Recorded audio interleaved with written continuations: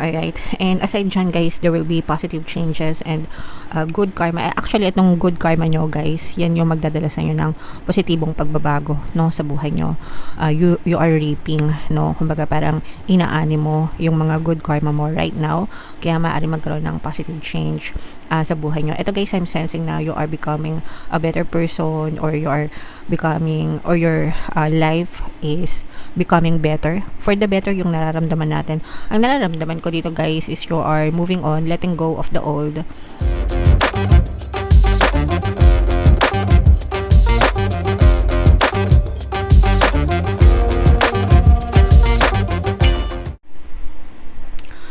Hello guys, hello Cancer, welcome back to Pinay Pixie Tarot. Ang pamagat ng episode natin for tonight is mid-month kapalaran para ngayong March 16 to 31 para sa Cancer, Sun, Moon, Rising Sign, and Venus. Unahin natin tong deck na to, guys. Ito yung mga angel messages para sa inyo, mga kapixie. So, kung ano lang yung makaresonate sa inyo, guys, take that message. Alright, so unahin natin yung ito, guys, sa negative. Medyo nagkakaroon kayo ng konting gusot, konting problema sa pag-ibig, more on romantic relationship, guys, no? If meron kayong, ito yung applicable sa mga merong partner o specific person. Hindi naman maiwasan, guys, na sa relasyon may mga times talaga na mag-aaway kayo, merong mga misunderstandings, miscommunication, ganyan, nagkakatampuhan. So for some of you, maaring nagdadanas or dumadaan kayo sa ganyang stage, mga kapixie. But these two shall pass, no? Lilipas din ito as long as willing kayo na makipag-ayos with your partner or specific person. Kailangan nyo lang mag-usap ng mahinahon, mga kapixie. Okay? So, daanin sa mabuting usapan, guys. Meron din tayong mga relationship subliminals na pwedeng makatulong sa inyo if ever na gusto nyo pang ma-fix yung mga relationship nyo, mga kapixie. Alright? And ito naman, guys, magandang energy naman ito pagdating sa money, mga kapixie. Ibig sabihin, maganda yung daloy ng pera sa inyo. Kung meron kayong mga perang inaasahan, like yung mga padala sa abroad, remittances, mga financial help, mga tulong, ganyan, maaari siyang dumating sa inyo, maaari nyo siyang makuha, mga kapixie. Ibabangga natin yung reading dito, guys, pero so far maganda yung money energy nyo with this message, guys. Okay? Alright, so comment down below if naka-resonate kayo dyan, mga kapixie.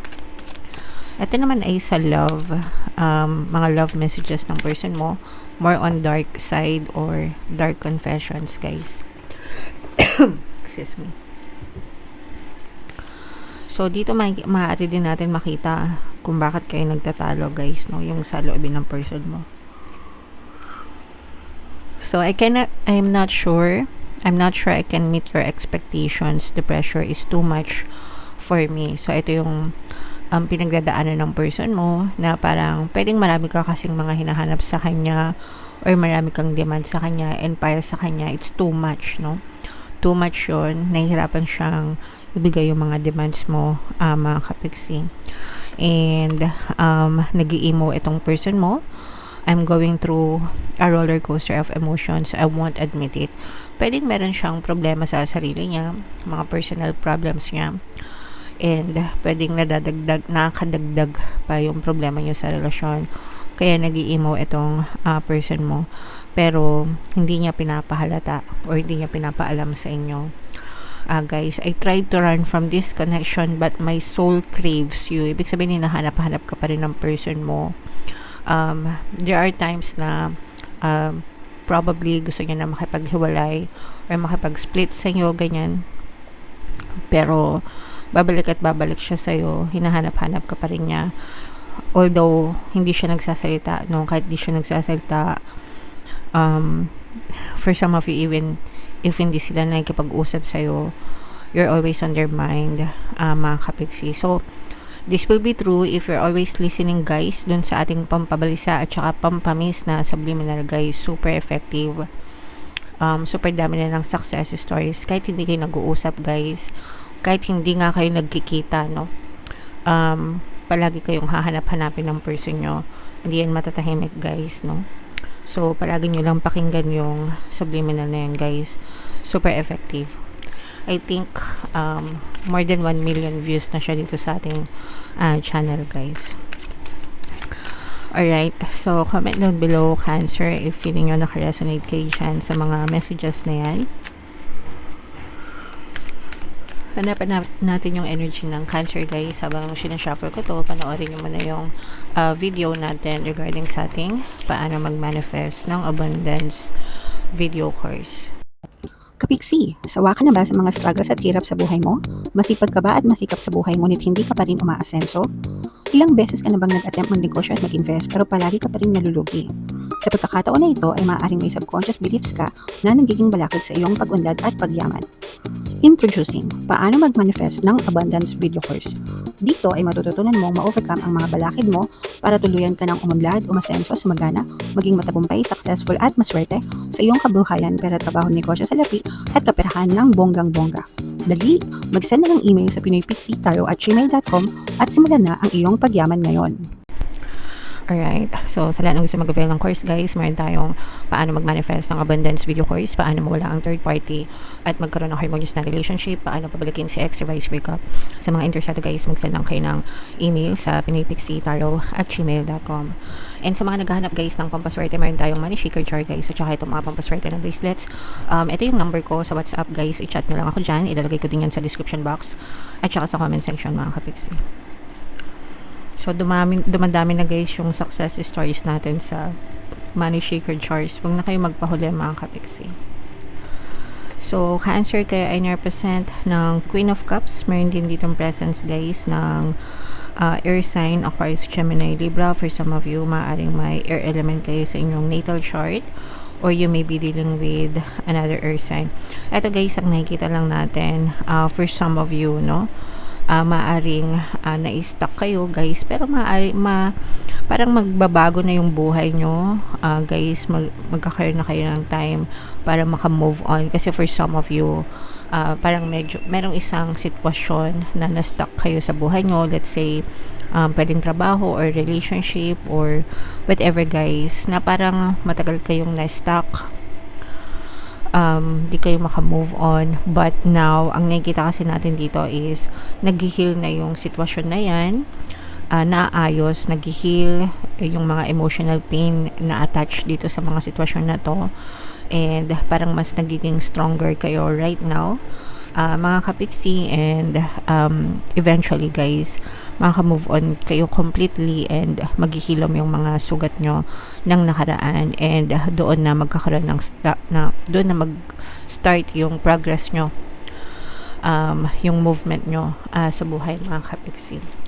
So, magbabay na kayo sa past, guys, no? Babay past, hello present. Wag nyong hayaan na, kumbaga, kung ilang years man kayo nagdusa or na-stuck, okay na yon, di ba? Tama na yon, and it's about time na mag-move forward na kayo, mga kapixie, along with your healing, guys, okay? So, ito, guys, nararamdaman din natin na bukod sa nag-heal yung mga sitwasyon nyo, mas nagiging okay din yung pakiramdam nyo, lalo na sa kalusugan nyo, guys.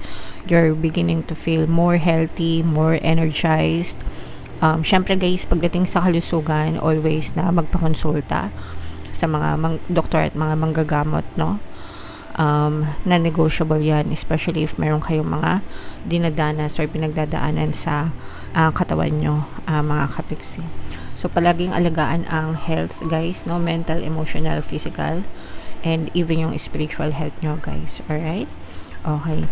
And ito, may mga good news na maaring dumating sa inyo pagdating sa trabaho or sa pagkakakitaan, but you're still trying to assess, no? Parang tinitimbang nyo pa yung sitwasyon if mag-go kayo or no-go dito sa particular na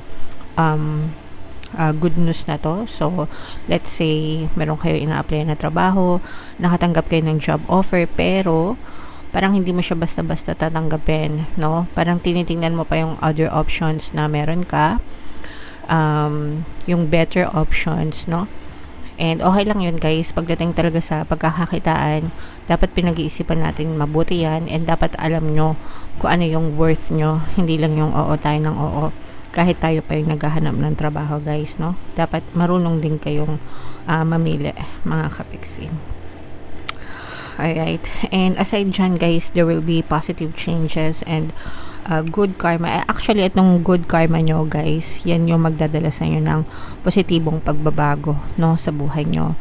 You are reaping, no, kumbaga parang inaani mo yung mga good karma mo right now, kaya maaari magkaroon ng positive change sa buhay nyo. Ito guys, I'm sensing na you are becoming a better person, or you are becoming, or your life is becoming better. For the better yung nararamdaman natin.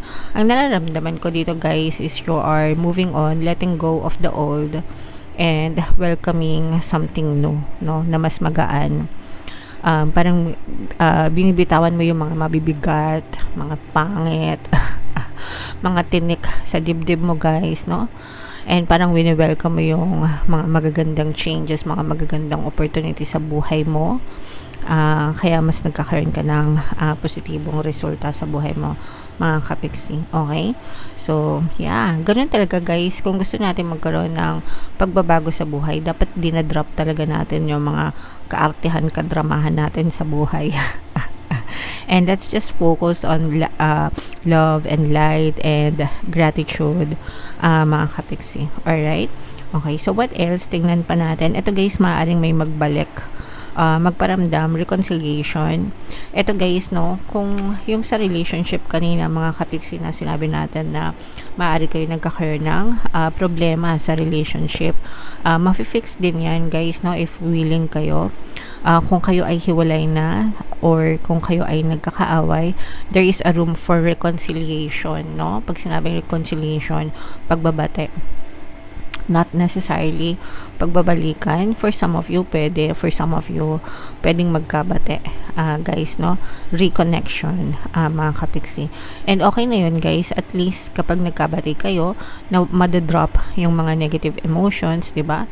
Nagkakaroon kayo ng emotional freedom na tinatawag, and talagang mas magiging magaan yung inyong pamumuhay, mga kapiksi. Alright? And eto guys, nararamdaman natin na parang nag-e-enjoy lang kayo sa mga susunod na araw ng buhay nyo. You are focusing more on your self. Parang nagbi-build kayo ng talent or skills nyo. Kung meron kayong talent guys, in-enhance nyo yung mga talent nyo, and parang you are building a better version of yourself, mga kapiksi. May mga bagong opportunities din guys when it comes to investments and passion, no? So sa mga kapiksi natin na mahiling mag-invest guys, whether it's business or any form of investment, this is your opportunities. Pero guys, syempre, pag-isipan bawat pag-i-invest nyo, guys. Okay? Alright. So, comment down below, Cancer, if feeling nyo nakaresonate kayo dyan sa mga messages na yan. Ito guys, simayin nyo na itong mga reconciliation, itong mga healing, mga kapiksi, itong mga good karma, positive changes, at saka itong mga good news sa kaperahan, guys. Imayin nyo na yan sa comment section. Yan yung positive energies na nakita natin para sa inyo, Cancer. Ito yung ating 2026 kapalaran, guys. Ito naman yung ating success stories ng paano mag-manifest ng abundance video course. Panoorin nyo na tong video natin, guys, about money shaker jars. Thank you for liking, sharing, and subscribing. See you next time, guys. I love you all. Have a nice day. Bye-bye.